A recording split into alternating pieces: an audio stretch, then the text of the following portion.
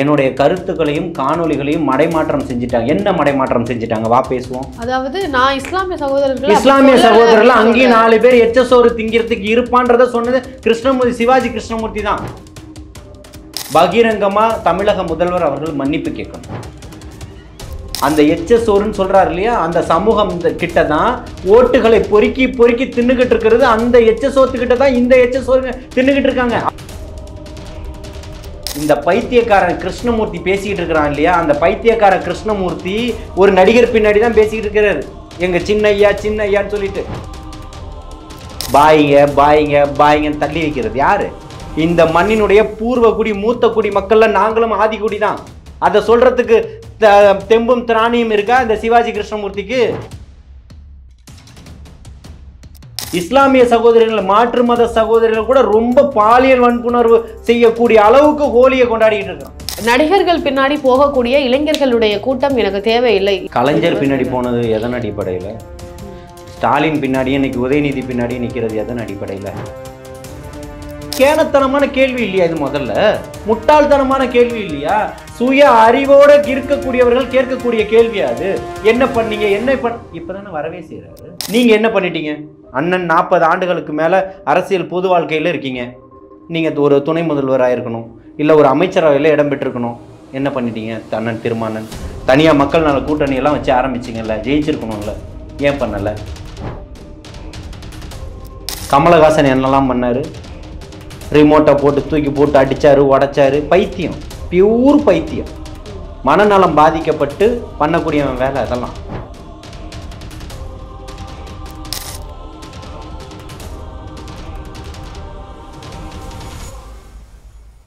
ஜாம்பவான் TV நேயர்களுக்கு வணக்கம். இன்று நம்மோடு இணைந்திருக்கிறார் தாவேகா கட்சியின் ஆதரவாளர் திரு ஜலீல் அவர்கள். வணக்கம்.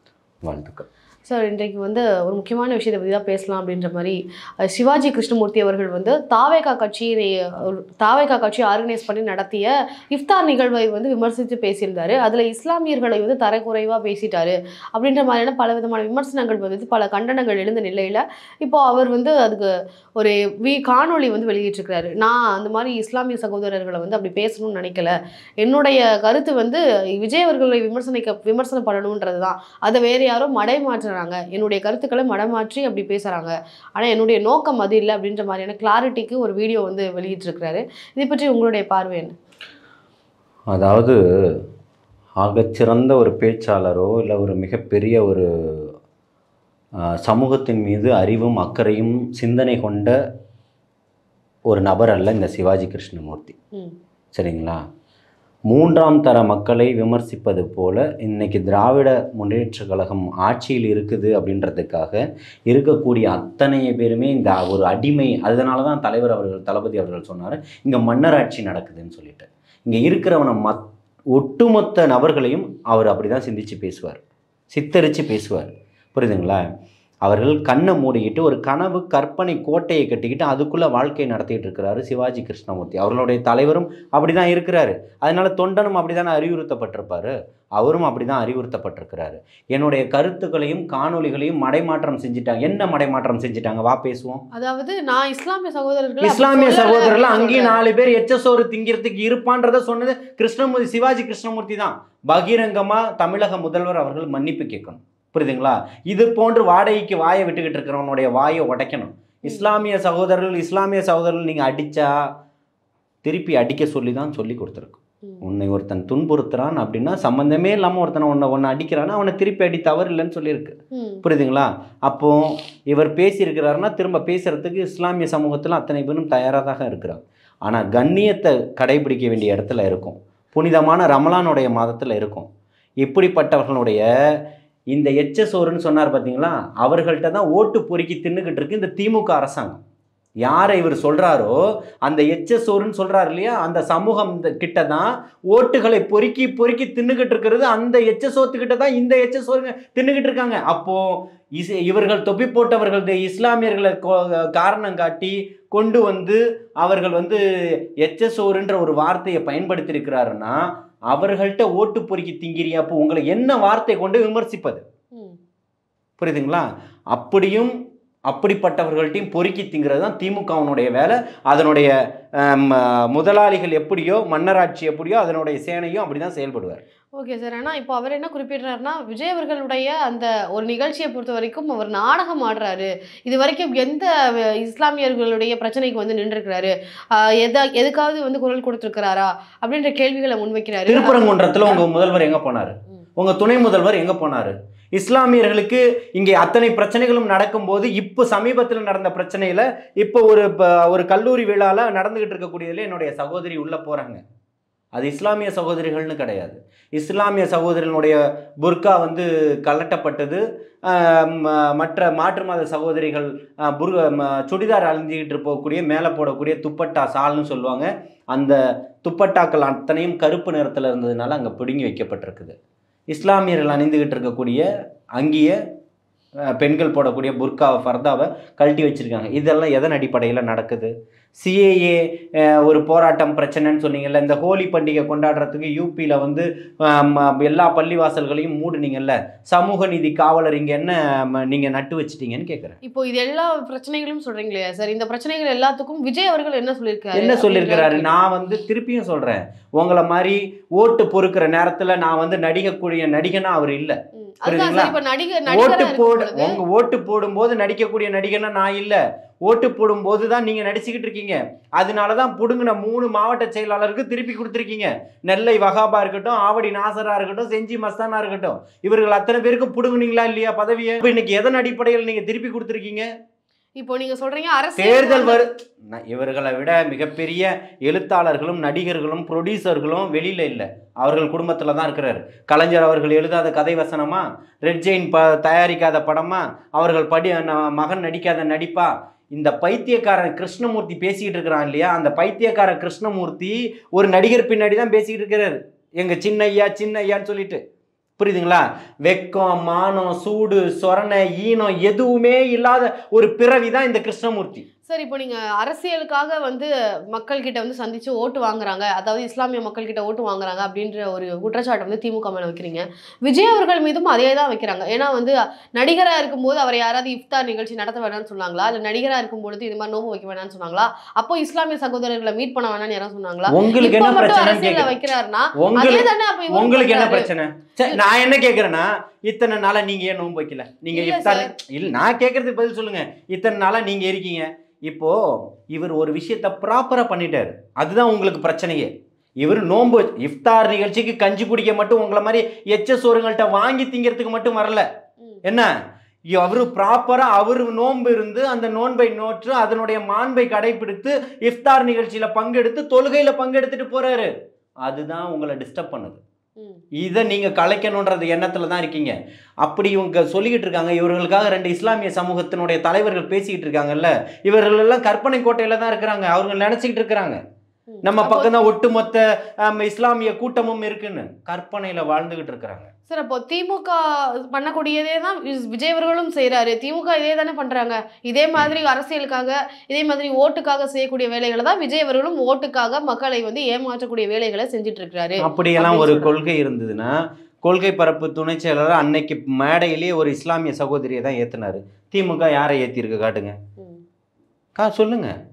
இன்னைக்கு எத்தனையோ மாவட்ட செயலாளர்களை கொடுத்துருக்கிறாரு. நீங்க என்ன பண்ணியிருக்கீங்க?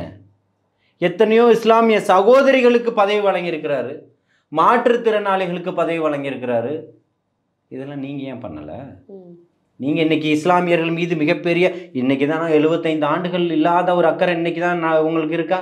இன்னும் இங்கே வந்து இன்னும் நாங்கள் போராடிக்கிட்டே இருக்கணும். எங்களை அடிக்காதீங்கடா, எங்களை அடிக்காதீங்கடா, எங்களுக்கு வலிக்குது, எங்களை அடிக்காதீங்க, நாங்களும் இங்கே பூர்வக்குடி தான், நாங்களும் இங்கே ஆதிக்குடி தான் சொல்லணும். நாங்கள் என்ன வேற்று கிரகத்துலேருந்து வந்துட்டோமா? யார் நாங்கள்? பாய்ங்க பாய்ங்க பாய்ங்கன்னு தள்ளி வைக்கிறது யாரு? இந்த மண்ணினுடைய பூர்வக்குடி மூத்த குடி மக்கள்ல நாங்களும் ஆதிக்குடி தான். அதை சொல்றதுக்கு தெம்பும் திராணியும் இருக்கா இந்த சிவாஜி கிருஷ்ணமூர்த்திக்கு? இல்லை அவர்களுடைய இவர் சொல்லுவாரா, முதல்வர்? இல்ல அவர் முதல்வருடைய மகன் சொல்லுவாரா? ஆனா அவங்களும் பல மேடைகள்ல பதிவு பண்ணிருக்காங்க. கலைமொழி அவர்கள்லாம் பதிவு பண்ணிருக்காங்களே சார், இஸ்லாமியர்கள் வந்து பூர்வக்குடியில இருந்தவங்க தான், அவங்க தான் விடுதலை. அப்புறம் எதுக்கு உனக்கு இந்த பேச்சு? இல்ல சார், அப்ப இந்த சமூகத்தை எங்கள்கிட்ட வாங்கி தின்ற, எங்கள்கிட்ட ஓட்டு பொறுக்கி தின்னக்கூடிய நீயே நீ எச்ச சோறுன்னு சொல்லலாமா? நீ எப்பேற்பட்ட கேடுகட்ட எச்ச சோறு நீ? அங்கே பார்த்தீங்கன்னா வட மாநிலங்களில் அடித்து துவைச்சி ஒருத்தரையும் காயப்படுத்தி புண்படுத்தி இஸ்லாமிய சகோதரிகள் மாற்று மத சகோதரிகள் கூட ரொம்ப பாலியல் வன்புணர்வு செய்யக்கூடிய அளவுக்கு ஹோலியை கொண்டாடிக்கிட்டு இருக்கிறான். ஹோலி அவனுடைய நோக்கம் ஹோலி பண்டிகை கொண்டாடணுன்றது இல்லை. அதனால் என்னென்ன சிலுமிஷங்கள் எல்லாம் பண்ண முடியுமோ அத்தனையும் பண்ணிக்கிட்டு இருக்கிறான். படிப்பறிவே இல்லாத ஒரு சமூகமாக இருக்கான். மாட்டு மூத்திரத்தை குடிக்கலான்றான், மாட்டு சாணத்தை திங்கலான்றான். எப்பேற்பட்ட சமூகத்துக்கு முன்னாடி தமிழ் சமூகம் மூத்தக்கூடிய இருந்துகிட்டு இருக்கு. இங்கே வந்து நான் இந்தியை திணிப்பேன்ற அங்கே இருக்கக்கூடிய ஒட்டுமொத்தம் பேர் இங்கே தானே வரேன் வேலைக்கு. யாருக்கு ஹிந்தி தெரியணும்? அவனை வச்சு வேலை வாங்குறதுக்கு எனக்கு ஹிந்தி தெரியணுமா? அப்போ நீ என்னை இன்னும் அடிமைப்படுத்திக்கிட்டு தானே இருக்கு. ஓகே சார், இப்போ அதே மாதிரி இப்போ விஜய் அவர்கள் வந்து கடைசியாக ஜனநாயகன் அப்படின்ற ஒரு படத்தை வந்து படத்துல தான் நடிக்க போறாரு, அதோட வந்து சினிமா வாழ்க்கையை வந்து முடிச்சுக்க போறாரு அப்படின்ற மாதிரியான அறிவிச்சிருக்கிறாரு. அதே மாதிரி உதயநிதி ஸ்டாலின் அவர்கள் இனிமே நான் வந்து ப்ரொடியூஸ் பண்ண மாட்டேன், அரசியலுக்கு வந்துட்டேன், டெபுட்டி சிஎம் ஆகிட்டேன், அதனால நான் இப்போ வந்து ரெட் ஜெயின் யாரோடது? அதுதான் சார், அந்த மாதிரி அவர் சொல்லுவாரா அப்படின்னு சொல்லி அதிமுகவில இருந்து கேள்விகள் எழுப்பியிருக்கிறாங்க. இல்லை, நம்ம வந்து அடுத்தவங்களுடைய கேள்விக்கு இவர்கிட்ட பதில் வாங்கி தரணுன்ற வேலையை நம்ம ட்ரேடிங் பண்ணுற வேலை நம்மளுடைய இது இல்லை, புரியுதுங்களா? இதை சொல்லக்கூடிய தகுதி உங்களுக்கு இல்லைன்னு சொல்கிறோம். யாருக்கு? திமுகவுக்கு. ஓகே, புரியுதுங்களா? படத்தை பற்றி பேசுகிறதோ தொழில் பண்ணுறதோ G2 யாருடையது? ஒட்டு மொத்தத்துக்கும் ரைடு நடந்ததா இல்லையா? யாருடைய நிறுவனமாக இருந்தது? புரியுதுங்களா? இங்கே எல்லா மணல் மாஃபியாவிலேருந்து சாராய கொள்ளையிலேருந்து கனிம வள கொள்ளையிலேருந்து அத்தனையுமே அரங்கேறிக்கிட்டு தான் இருக்குது. புரியுதுங்களா? நடக்கக்கூடிய அத்தனை கான்ட்ராக்டுகளும் யார் பேரில் இருக்குது? யார் பேரில் இருக்குது? திமுகவனுடைய பினாமிகள் நேமில் தான் நடந்துக்கிட்டு இருக்கு. இல்லைன்னு சொல்லிட முடியுமா? அதிமுகவில் அவர்கள் பினாமி பேரில் நடந்தது, இன்றைக்கி இவர்களுடைய பினாமி பேரில் நடக்குது. பெரிய மாற்றங்கள்லாம் இங்கே ஒன்றும் கிடையாது. ஆட்சியும் காட்சியும் மாறணும்னா 2026 தலைவர் தளபதி அவர்கள் மிக பிரம்மாண்டமான ஒரு எழுச்சியோடு வராரு, சாமானியவர்களுக்கானவராக வராரு. அப்போ இதுதான் மிகப்பெரிய இங்கே ஒரு மாற்றம், மக்களாட்சியாக வரப்போகுது. அதை தான் எதிர்பார்க்குறாங்க. அதனுடைய பயத்தினுடைய வெளிப்பாடு தான் இவங்க அத்தனை பேர் கத்துறதெல்லாம். வக்பு வாரிய திருத்த சட்டத்துக்கு திமுக அப்படியே மண்டையை உடச்சிக்கிட்டு ரோட்டில் வந்து இழுத்து உட்காந்து ஒப்பாரி வச்சு அழுது போராட்டம் பண்ணி நிறுத்திடுச்சா? அதுதான் விஜய் பண்ணிட்டாரான்ற கேள்வி எழுப்புறாங்க சார். திமுக தானே இத்தனை வருஷமா பேசிக்கிட்டு இருக்குன்னு சொல்றீங்க. இல்ல சார், நான் கேட்கறதுக்கு பதில கொடுங்க. முதல்ல உங்களுடைய கேள்விக்கு நான் தாராளமா பதில் தரேன். நீங்கள் தானே இப்போ சொன்னீங்க திமுகவினுடைய ரெப்ரசன்டேட்டிவ், இஸ்லாமியனுடைய ரெப்ரசன்டேட்டிவ் நாங்கள் தான், எங்கள்கிட்ட தான் நல்லா இருக்காங்க, நாங்கள் 75 வருஷமாக கஞ்சி குடிச்சிட்டு இருக்கோம், நீங்கள் இன்றைக்கி தான் வந்திருக்கீங்க, உங்களுக்கு 1 வயசு தான் ஆகுதுன்னு சொன்னீங்கல்ல, எங்களை விட்டுடுங்க, கேள்வி கேட்காதீங்க. 75 வருஷமாக நீங்கள் என்ன பண்ணீங்க சொல்லுங்கள். அதான் சார், இப்போ நீங்கள் 75 வருஷமாக நான் போராடணும், நான் இதை சாப்பிடுவேன், நான் இந்த ட்ரெஸ்ஸை போடுவேன், நான் இப்படி தான் இருப்பேன் அப்படின்றத இன்னும் இந்த 75 ஆண்டு காலமும் போராட வச்சதனுடைய விளைவு நீங்க தானே. இப்போ நீங்க வந்து திமுக மேல இத்தனை குற்றச்சாட்டுகளை வைக்கிறீங்க, இந்த மாதிரி எந்த ஒரு நடவடிக்கையும் எடுக்கல, எதுவுமே பண்ணல அப்படின்ற குற்றச்சாட்டை வைக்கிறீங்க. இதுக்கு ஒரு மாற்றாக நாங்க 2026 நாங்க முதல்வராக போறோம்னு சொல்றீங்க. அப்போ இந்த மாதிரியான விஷயங்களுக்கு, திமுக செய்யாத விஷயங்களுக்கு விஜய் அவர்கள் தாவேகா தரப்புல இருந்து என்ன செஞ்சாரு அப்படின்ற கேள்வி தானே. தலைமை ஏற்கும்போது, இந்த தமிழகத்தினுடைய முதல்வராக பதவி ஏற்கும்போது இதற்கான நிவாரணங்கள், அதாவது இதற்கான முடிவுகள் எல்லாமே அறிவிக்கப்படும். இதுக்கான ஒரு நிச்சயமான ஒரு நிவாரணம் இருக்கும், புரியுதுங்களா? அது எப்படிப்பட்டதாக இருக்குன்னா மக்களுக்கானதாக இருக்கணும், இந்த மண்ணை நேசிக்கக்கூடியவங்க, இந்த சமூகத்தை காக்கக்கூடியவர்களாக இருக்கும். உணவுக்கும் உடைக்கும் இங்கே எந்த தடையும் இருக்காது, புரியுதுங்களா? இன்றைக்கி நீங்கள் இதற்கு முன்னாடி ஒரு கேள்வியை வந்து முன் வச்சிங்க. திருமாவளவன் அவர்கள் வந்து நடிகர்கள் பின்னாடி போகக்கூடிய இளைஞர்களுடைய கூட்டம் எனக்கு தேவையில்லை, யாரெல்லாம் வந்து அம்பேத்கரிய, மார்க்சியம், பெரியாரிய கொள்கைகள், பெரியாரிய சிந்தனைகளை வந்து எடுத்து வச்சிருக்காங்களோ அந்த மாதிரியான இளைஞர்கள் வந்து நடிகர்கள் பின்னாடி போக மாட்டாங்க, அப்படி ஸ்ட்ராங்காக கொள்கைகளோட தத்துவங்கள் பின்னாடி இருக்கக்கூடிய இளைஞர்கள் மட்டும்தான் என்னுடைய பின்னாடி இருக்கணும். கலைஞர் பின்னாடி போனது எதன் அடிப்படையில்? ஸ்டாலின் பின்னாடியே இன்றைக்கி உதயநிதி பின்னாடி நிற்கிறது எதன் அடிப்படையில்? திருமானன் மீது நான் பல காணொளிகளில் பதிவு செஞ்சுருக்கேன். அளவற்ற மதிப்பும் அன்பும் கொண்டவன் நான், சரிங்களா? அதில் மாற்றம் கிடையாது. ஆனால் அண்ணன் வந்து இதை மறந்துட்டு பேசக்கூடாது இல்லை. அப்போ வந்து இன்றைக்கி இவர் மட்டும்தான் படத்தை விட்டுட்டு வராரு. இப்போ நீங்கள் படத்தை வாங்குறீங்க, விற்கிறீங்க, மணலை கொள்ளை அடிக்கிறீங்க, சாராயத்தை இப்போ கலப்படம் பண்ணுறீங்க, சாராயத்தை விற்கிறீங்க, அதில் பல 1000 கோடி ஊழல்ன்றாங்க இப்போது, புரியுதுங்களா? கனிம வளத்தை கொள்ளை அடிக்கிறீங்க, எல்லாத்துலேயும் கரை புரண்டு ஓடிக்கிட்டு இருக்கு ஊழல். என்ன, நீங்களும் சினிமா தானே எடுத்தீங்க, அவர்கள் பின்னாடி தானே அண்ணன் தீர்மானிக்கிறாரு. அவர் தத்துவம் அப்படின்ற ஒரு விஷயத்தை அடுத்தது கொண்டு வராரு இல்லையா என்ன சார்? தத்துவம்? அதாவது மார்க்சிய தத்துவங்களா இருக்கட்டும், பெரியாரிய அவரும் வராரு தத்துவங்களா அம்பேத்கரனுடைய வழியில, பெரியாரனுடைய வழியில, அவரும் வராரு காமராஜரனுடைய வழியில, வீரமங்கை வேலு நாச்சியாருடைய வழியில, அஞ்சலை அம்மாள் அவர்கள் வழியில வராரு. இதுல உங்களுக்கு என்ன பிரச்சனை? இன்னும் கிளாரிட்டி இல்லை தத்துவங்கள்னு சொல்றாங்க. உங்களுக்கு கிளாரிட்டி இல்லைன்னா நீங்க இருந்துக்கோங்க. மக்களுக்கு இருக்கு, மக்கள் வரட்டும். உங்களுக்கு என்ன பிரச்சனை? இளைஞர்கள் தேவையில்லைன்னு தானே அண்ணன் சொல்றாரு.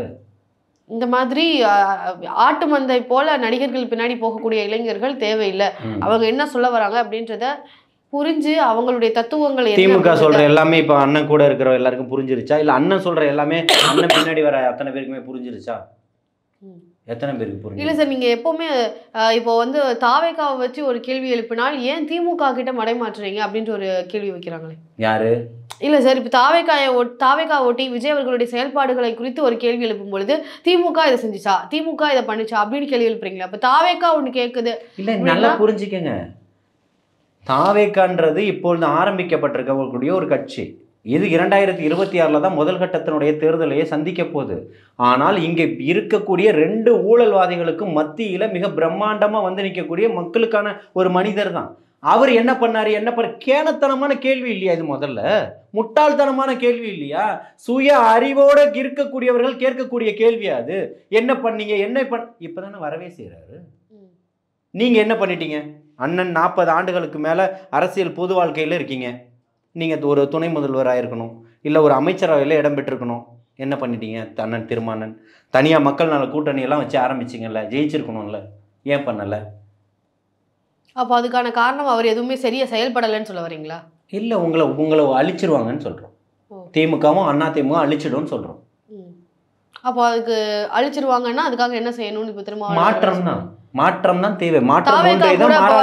தமிழக வெற்றி கழகம் தான் இந்த தமிழகத்தில் மிகப்பெரிய ஒரு மாற்றத்தையும் பிம்பத்தையும் ஏற்படுத்தி இருக்கிற மிகப்பெரிய ஒரு காட்சியும் ஆட்சியும் மாற்றக்கூடிய ஒரே தகுதி இந்த தமிழ் மண்ணில் இருக்கிறது அப்படின்னு சொன்னா தமிழக வெற்றி கழகத்துக்கு மட்டும்தான் இருக்குது.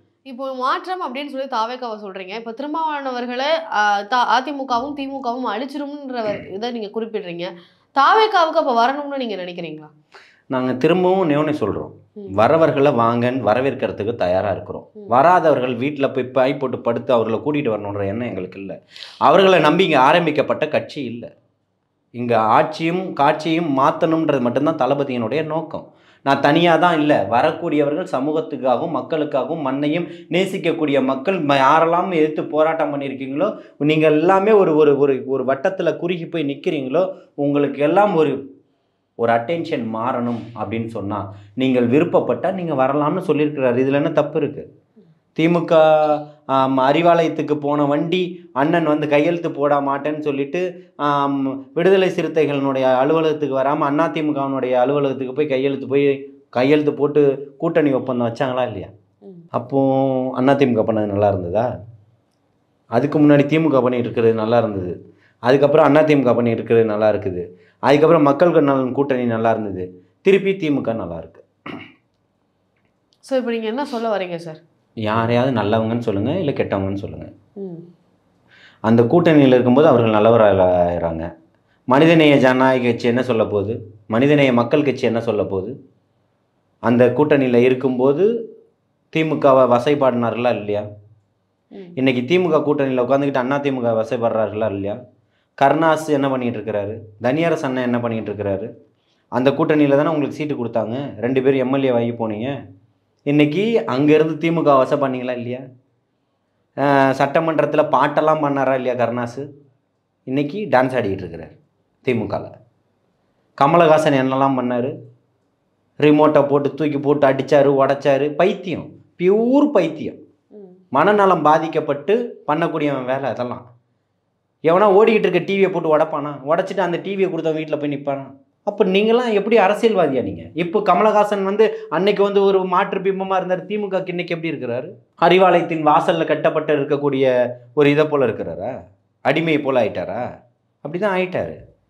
தனியார் நிகழ்ச்சியிலையுமே மக்கள் நீதி மையத்தை ப்ரொஜெக்ஷன் பண்ணி பேசுனீங்களா இல்லையா? கடுமையை எதிர்த்தீங்களா இல்லையா? விமர்சனம் பண்ணீங்களா இல்லையா? அப்போ இன்னைக்கு கமலை எதை கொண்டு அடிப்பது? என்ன சொன்னார்? நான் தோற்று போன ஒரு அரசியல். அது இன்றைக்கி தான் உனக்கு தெரியுதா? இந்த படம் ரிலீஸ் ஆகலைன்னா ஆழ்வார்பேட்டையில் நான் பஸ்ஸில் தான் சுற்றிட்டு இருந்தேன், இங்கேருந்து நான் போவேன், திருப்பியும் பஸ்ஸில் போவேன்னு சொல்லலையா? இவர் புலம்பலையா? மக்கள் எல்லாத்தையுமே உற்று கவனிச்சுக்கிட்டு தான் இருக்காங்க. புரியுதுங்களா? இந்த சிவாஜி கிருஷ்ணமூர்த்தி போல் 3ஆம் தர குடியேறிகள் போல் பேசக்கூடியதெல்லாம் யாரும் எடுத்துக்க மாட்டாங்க. திருப்பி தாக்கணும்னு நினச்ச ஏன் இப்போ அங்கே இருக்கக்கூடிய இஸ்லாமிய இயக்கங்கள்லாம் என்ன பண்ணிக்கிட்டு இருக்கிறாங்க? இஸ்லாமிய இயக்கங்கள் என்ன பண்ணிகிட்டு இருக்கிறாங்க? இதில் இவர் சொன்னது மனிதநேய மக்கள் கட்சியில் அல்லாத இஸ்லாமியர்கள், முஸ்லீம் லீக்கில் அல்லாத இஸ்லாமியர்கள், மனிதநேய ஜனநாயக கட்சியில் அல்லாத இஸ்லாமியர்கள் அப்படின்னு சொல்லியிருக்கிறாரா? அப்போ மானமும் மரியாதையும் இருந்திருந்தால் இவர்கள் என்ன பண்ணிருக்கணும்? கண்டிச்சிருக்கணுமா இல்லையா? ஏன் கண்டிக்கல?